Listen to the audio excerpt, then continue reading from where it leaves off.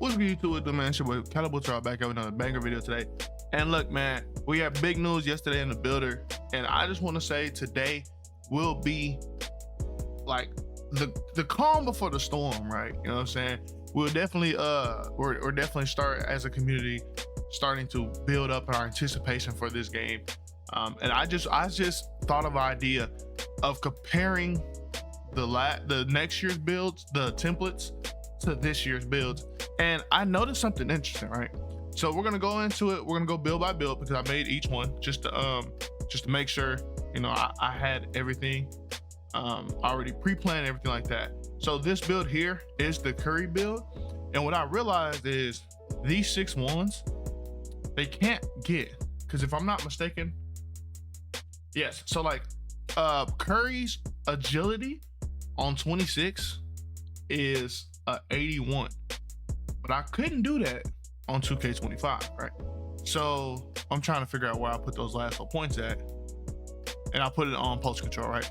So this is all I had left, right? If you match up everything, 74 close shot, 88 driving lay, so on and so forth, everything matches up perfectly, right? But you still have a little bit of points, and I can't get it to 81, right? On my agility. So I feel as though that means 6-1s next year on 2K26 are going to be more usable because they'll have more attributes, right? You having 5 more agility, oh, that's gonna cost, right? So like, even if I flip, like if I drop down this speed and went up on my agility, I can only go to 84. I still can't go to 86, right? So there's definitely 5 more points already on your agility that you get next year, right? And so we'll go ahead and hop into the next one as well. This is Kyrie Irving.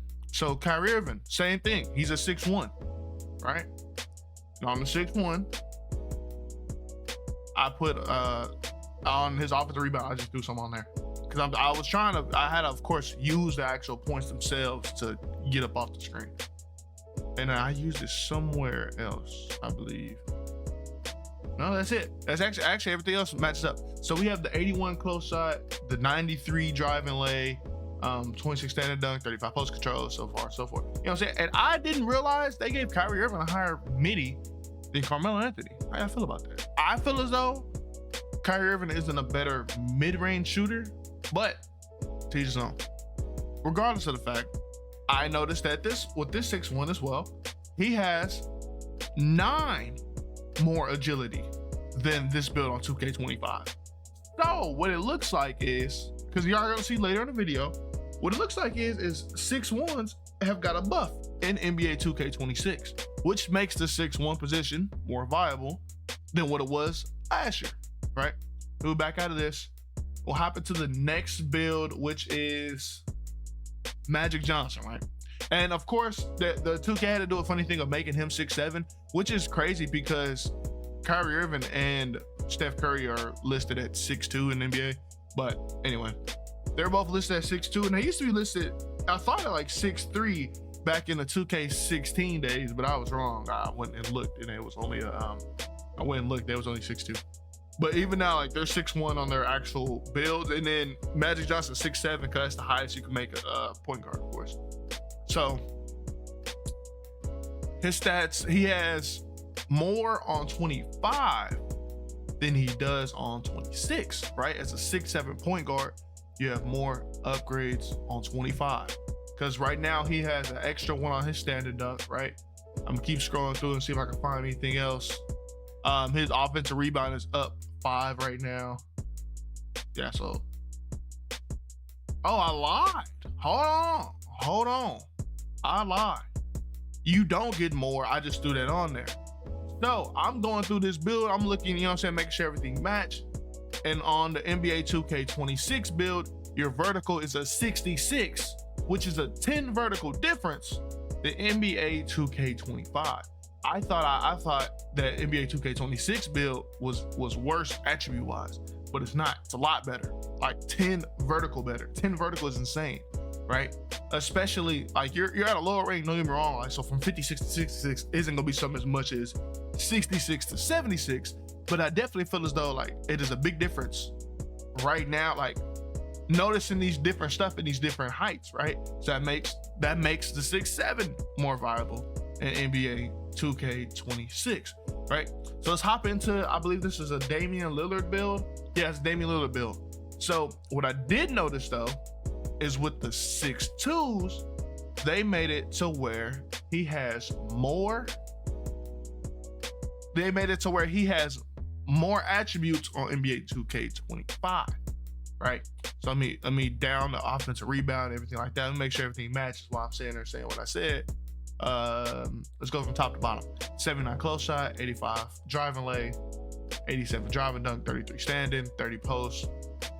Yeah, 94 mid-range, which I don't feel like Damian Lillard is on the same caliber of a mid-range shooter as Carmelo Anthony, but again, 94 mid-range, 85 3, 85 free throw, 83 pass, 90 ball handle, 91 speed with ball, 41 interior, 74 perimeter, 60 steal, 32 block, 25 O board, 36 D board, 91 speed, 79 agility, 71 strength, 75. So yeah, so 6'2s are worse now on NBA 2K26. Right, and of course, like they're so worse that they're so much worse on NBA 2K26. I can add 2 to my ball handle, right? I can add a 1 to my mid range, which is insane whenever you think of the fact that like these are high rated categories for a PG. It's not like I'm sitting here putting on like, you know, offensive rebound and be like, oh, it's a big difference. No, these are like 2 whole attributes difference on a point guard, right? And I say 2, but I just put +4 on my driving dunk and put +2 on my ball handle, right? And then like, okay, 1 on my free throw, 2 on my block. That is like 4 different categories. I just put something in. That's a big difference, right? So it's gonna make 6'2s less usable, right? Just because of that standpoint, from the standpoint of last year. They might still be good on NBA 2K26, but they're not going to be as good as they were. And I also noticed that whenever, of course, I made this Baron Davis one. So we 75 close shot, 88 driver lay, 87 driving dunk, 33 standing, 30 posts, 89 midi, 83 3, 77 free throw, 82 pass act, 90 ball handle, 86 speed with ball, 46. As y'all see what I put on this build, 46 interior defense, 85 perimeter, 91 steal, 35 block, 35 offensive rebound, 60 D board, 86 speed, 88 agility, 71 strength, and 75 vertical, right? So what I did, I just threw it all on steal to go to 96, which is again a 5 rating difference. You know what? Let's upgrade something more important, right? Let's see like really what's the difference. Okay, so +2 on your ball handle. And let's go like driving lane, +1, +2 on driving dunk, and then we'll finish off with free throw. Or not, we have extra points, right? So we went up 1 on my offensive rebound. We went up 2 on the ball handle. We went up 1 on the driving lay, went up 2 on driving dunk, 1 on standing dunk, and then like 3 on free throw or something like that, right? So, and of course, you know, the post control stuff like that, it goes up with ball handle. So 6'2s from NBA 2K25 are going to be better than 6'2s on NBA 2K26. Let's look at the 6'8 small forward. I didn't think that Carmelo Anthony's arms was this short, but anyways, let's match them up real quick. 86 close shot, 85 driving lay, 75 standing dunk, 75 driving dunk, 40 standing dunk, 90 post control, 94 mid range. So on 6'8s on NBA 2K26, you definitely will be able to get more. And I'm gonna show you. Let me see what stat did I mess with. 77 free throws, 67 so pass act, 65 pass act, 80 ball handle, 75 speed ball, 70 interior, 74 perimeter, 60 steal, 41 block, 60 O board, 80 D board, 80 speed, 75 agility, 82 strength, and 65 vertical. Okay, so on NBA 2K26 you have a 94 mid-range. I couldn't do that on NBA 2K25, but also, and don't you get something 94? Or am I tripping? Nope, you don't get a thing. You get post fade phenom on legend at 94. That's what you get. So that's Carmelo Anthony with post fade phenom on legend, right? So and then like we seen everything has been the same whenever it comes to badge requirements on NBA 2K26 compared to 25. So there's no difference in that, I assume, from other badges, right? Like I seen you get Deadeye on, I think it was Shifty Shooter actually, on Hall of Fame with a 96 midi. And it's also not agility. Like agility doesn't play a part this year on NBA 2K26 as well. So you know, like if you have a 75 agility, but you have a 99, midi, it's not gonna matter, right? It's not like you can't get a Hall of Fame, a legend Shifty Shooter. But so 6'8s are now more usable on NBA 2K26 compared to NBA 2K25. So we have our last build of the day, which is DeMar DeRozan's. Yes, go DeMar DeRozan. And so we have let's match it up again. 84 close shot, 90 driving lay, 87 driving dunk, 60 standing dunk, 87 post control, 93 midi, 78 three-pointer, 84 free throw, 71 pass act, 81 ball handle, 80 speed with ball, 60 interior, 74 perimeter, 67 steal, 31 block, 47 O board, 60 D board, 82 speed, 80 agility, 75 strength. But on the 6'6", small forward, you do have 2 less vertical than NBA 2K25, right? So what you do, that makes 6'6s, you know what I'm saying, less viable, like less, not important, but they're not as good as it was last year for a 6'6", right? That's unfortunate as I'm going through this right now, because I was planning on making a 6'6", but this could change your mind. You know what I'm saying? Make you, okay, cool, 6'7 is more usable in that aspect. I could go 6'7", or you can go 6'8", 6'5". I don't know how 6'5s are because I haven't seen a template build. I'm just comparing them straight from a template build.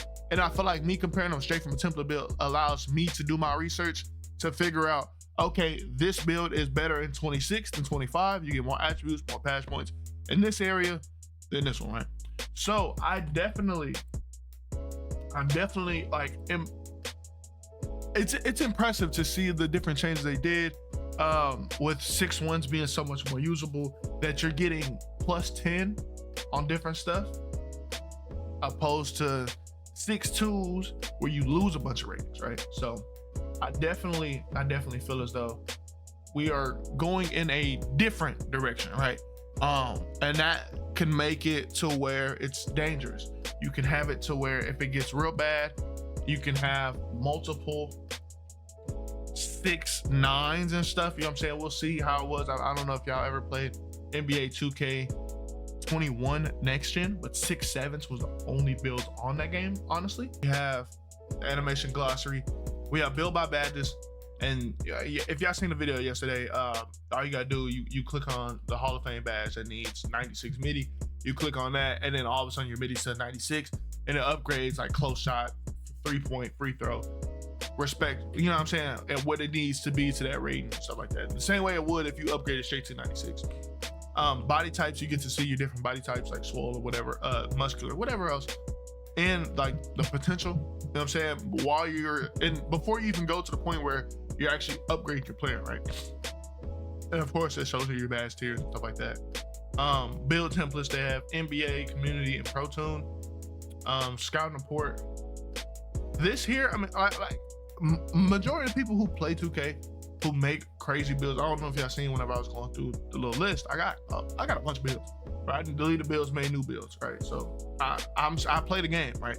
So this here really does nothing for anybody who's not like the casual person, but it's not a bad thing, right? You know what I'm saying? It's not like, it doesn't hurt us anyway as somebody who don't make content. Height balancing, so it says the max height for players is now 7'4". The decision was made by popular demand. However, the MyCareer builder has been balanced to ensure that all height requirements, short and tall, can be effective against anyone on the court and encourage more build diversity. I don't feel as though, as long as y'all make post scoring viable, but do not make it overpowered, right? So like, do not have it to where a 7-4 can post hook, a 7-4 all game. You can't contest it. No matter if you got the 99 block, 99 tier, you have to make that. You have to make a balance in there. And what that balance is, I don't know. Because if somebody with a 99 close shot, 99 post control, I will be mad if I'm missing, even if the other dude had 99 interior, 99 block. So it depends on, like, you have to make it so where they're open, but how do you judge openness whenever somebody's jumping at a post hook? You know what I'm saying? So you just they gotta figure out their way on that. Badges, takeovers. This max +1, max +2 will be interesting, right? You have 3 sets of them, right? So you have 2 tiers. You have your tier 1, tier 2 badge for your max +1s, your tier 1, tier 2 badge for your max +2s. And then I don't know what this is over here, like this max +1 NBA 2K. I don't know what this is, right? Unless it, like, it shouldn't. I don't know what this is here for. It's just throwing me off, kind of, because this is your benefits little square. But what is this for? Is it just saying, like, this isn't specifically max +1, so why would it just be saying NBA 2K26 max +1? I don't know. That's throwing me off. And then of course this is your build specialization stuff. Will be right here. And then so I wonder, how would you switch? How, since it says takeover surge, hot start, and clutch gene, right? How is that gonna work whenever you go into something? It's because it seemed like it's season based, but I wonder if you're able to switch. Like if I want to use hot start instead of clutch gene, can I do that? Or if I want to just keep on clutch gene, can I do that? Because it says season 1, so I'm assuming it's gonna change. But takeover surge, it says badges equipped with this perk will be boosted 1 tier beyond their max potential while you have takeover level 5 active. So takeover surge isn't gonna be useful until you have, until you max out whatever your takeover is. You remember last year you had to play 10 games for level 3 and then 15 games for level 4. So until you do that, takeover surge will be useless. Hot start, badges equipped with this perk will be boosted 1 tier beyond their max potential during the early portions of the game. Early portions is not specific compared to like clutch gene. It says late game situations in the park at end of the 4th quarter and overtime. So I will probably be running clutch gene just from the fact of, being able to have that boost in badges in that aspect. And I will never have aerial wizard as my clutch gene. But regardless, I feel as though what would make it cool is if you could max +1, like say I want to do posterizer on Hall of Fame, and then throw it on tier 1 clutch gene to boost it to Hall of Fame in that clutch moment. But legend in that clutch moment. But we know, I know that's not gonna happen because only 1 badge be able to be selected in each perk category. You know what I'm saying? And it's not gonna duplicate. So that part, again, I'm not worried about. Badge accelerators, complete the drills and team practice. Takeover progression. After you're creating your MyCareer, you will automatically assign the takeover that best fits your archetype. As you heat up on the court, fill up the level of the takeover over multiple games. You will unlock over 40 takeover related rewards. These include takeover tokens are used to unlock new takeovers and takeover abilities. Overall, there are 44 takeovers and 11 takeover abilities in NBA 2K26, consolidated to be around a half of NBA 2K25 total, so that each one is more impactful. All levels of new takeovers are instantly available to you and no need to be unlocked. The takeover presets allow you to change whichever takeover you have equipped between games without exiting the MyCareer menu. Takeover accelerators speed up how quickly you fill your takeover meter. The final reward is custom takeover. This allows you to design your own takeover from scratch, choosing the targeted attributes that are boosted and pairing that with any takeover ability you can choose. Your build can use. Takeover rewards only need to be unlocked once. Progress is shared across all save. Right, so whatever the tokens are, there's 11 takeover abilities. No, what are the tokens? The takeover token stuff. I'm assuming however many there are, the very last one is the one that you'll get the custom takeover, right? And I think I seen Mike Wayne say something about you're able to make 4 different custom takeovers, I think he said. But yeah, I feel like that's a crazy thing to do. So like what I seen Koza said was something about doing your main attributes, like being what the main attribute is, and like sacrificing your speed, get a custom takeover, and then that be like your speed difference. So like you have like a 85 speed, but then you'll put speed and agility on your custom takeover, and then whenever you're half max takeover, which I mean, most of us are pretty good at the game, I assume. So you're gonna have your takeover meter more so than not. So with that, you would just have it to where now you're boosted from an 85 and it says, oh, that's speed with ball, but just say it's +6, 85 go to 91, and so on and so forth, however you put it. But the takeover ability itself is going to be the interesting part, because they have lethal layup, but none of this stuff has to do with the layup, right? They have close shot, but they have speed with ball and 3-pointer, but they got lethal layup as the package, which is going to make it very different, very interesting. I wonder what is going to be the requirement though for certain stuff. Like I wonder, are you able to get deep bomber and then have like speed, agility? It's like speed, agility, and strength. And are you able to still have deep bomber? That'll be interesting to see. I really want to see how creative people get. With build specialization, I already talked about it yesterday. These requirements are extremely low, with it being 60 in each rating. And I'm just gonna assume, since we've seen shooting being like 2,000 shots as being the most of what it is, I'm assuming with like playmaking is gonna be like 2,000 assists. With finishing, it's gonna be like 2,000 layups, 2,000 dunks, 2,000 hook shots, 2,000 standard dunks. You know what I'm saying? I'm assuming that defense is going to be 2,000 steals or blocks, which defense is going to be the hardest because of that. And then rebound is going to be 2,000 O-board, D-board. That's what I'm assuming. It could be different. I feel like they should make it a little bit harder for something like rebounding, because it's a lot easier to get 2,000 rebounds opposed to 2,000 threes, opposed to 2,000 assists, because all of those are counting by one, but rebounding, especially if it's just strictly rebounds, it's not like offensive and defensive rebounds. Imagine like a center who's going to go to the rec day one when people can't shoot. You can come out day one with like 300 rebounds. You go in the game. You know what I'm saying? So it's like, I didn't have games where I had 30 rebounds, right? So, and that's on like later in the game when people can shoot. So imagine it being a 7-4 hop in there day one with the longest arms. I'm just here strictly for like an inside center. I'm just strictly here for rebounds. You can max out that rebounding stuff quick, but I also feel as though I don't feel like rebounding for me personally. I'm a point guard, so I'm going playmaking or shooting. It just really depends on how I can manipulate my build. The defensive aspect, I'll be fine. I'm not necessarily worried about putting like a max +1, max +2 on defense, unless I can make something like more like a 1v1 build. If I do that, then I'll probably go defense. But other than that, I'll probably go playmaking or shooting. Just from the team aspect and being able to manipulate the game in that way, right? And of course, like at the end of the day, I can max +1 to max +2 using my other max +1 to max +2, like my seasonal one. So, right, and it says more impactful cap breakers. This is a big thing. I feel as though that they added in the game. I definitely like that they didn't do it so it was just +1 for something like free throw. Because imagine, like I said, you're missing, you know what I'm saying, at rec, at the free throw line, because you left your rating low, or you sitting there being able to use your cap breakers and stuff like that. I feel like that makes it to where cap breakers are even more useful, even more like you have to think more, right? And so certain attributes, of course, you have your cutoffs, right? So what's that? 15 and 6. 15 and 6 is what? 21. 21 and 52 is what? 73. So 73, you drop right back down to is +1 at your last rating, right? So, but you can go with 3 cap breakers. You can go from 52 to 73. That's 21 that you just went up, right? So you go up by 21. Now you have, what was 73 last year? Was that like strong handles? I think that was gold strong handles, right?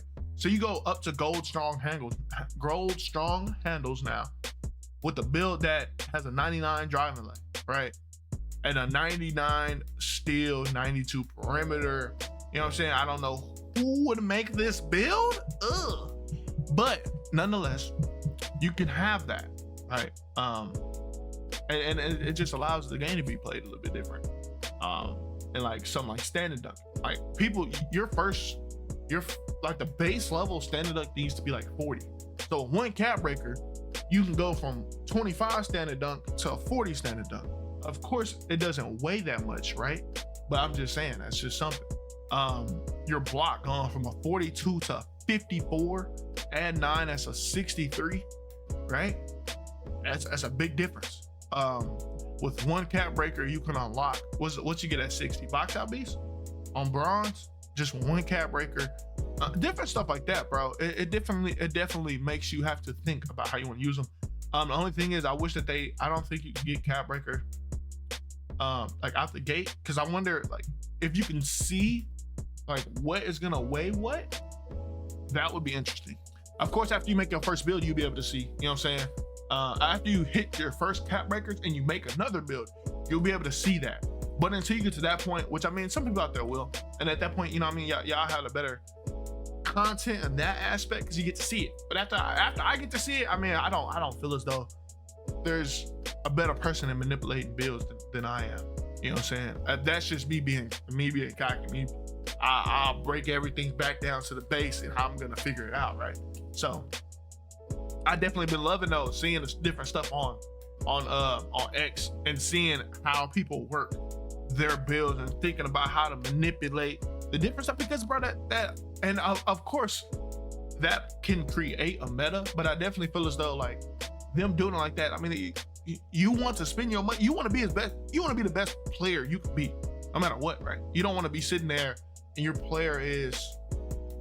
another player is so much outperforming you in other categories, right? You want to be that player, and then you don't have to make another build. So yeah, I definitely like what they did with how they did cap breakers and stuff like that. It says, remember, cap breakers have a few restrictions to ensure balanced gameplay. The cap breaker can be applied to each attribute a maximum of 5 times. You can use a cap breaker on a potential up to its max potential rating, allow you to build height, weight, and wingspan shown in the My Player Builder. So yeah, it's definitely not doing what people was hoping it would do, which is like break the cap. So like right here, if you was to go to 97 ball handle, they was hoping that you could push it to 99. No, you can't do that. Rebirth, so I'm assuming, all right, don't quote me, but I'm assuming Rebirth is gonna work similar to how Maximum Overdrive did last year.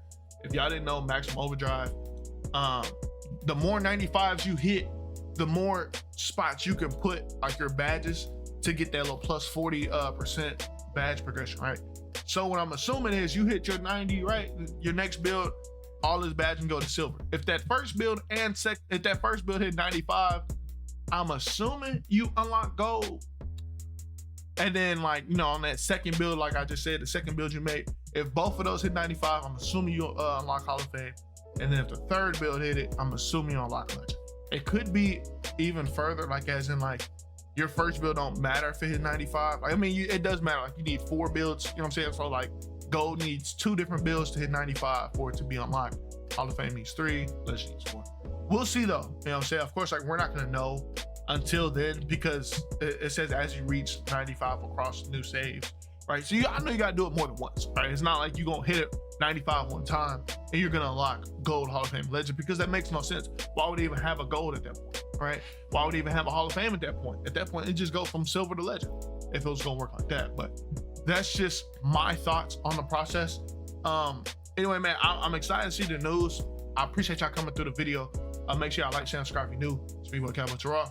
And any type of different news that I get, I'm gonna try to make sure I upload either on TikTok, Twitter, something, right? And just put it out there to where y'all have the information for me. And on day one, I'm gonna break this builder down. I swear I am. That's one of my biggest things I do every year. And that's the reason why my point guard to this day is actually usable. Instead of like previous years, I don't be using my first build. But anyway, man, being with MyCareer, make sure y'all like, share, and subscribe if you're new. I'm out, bro.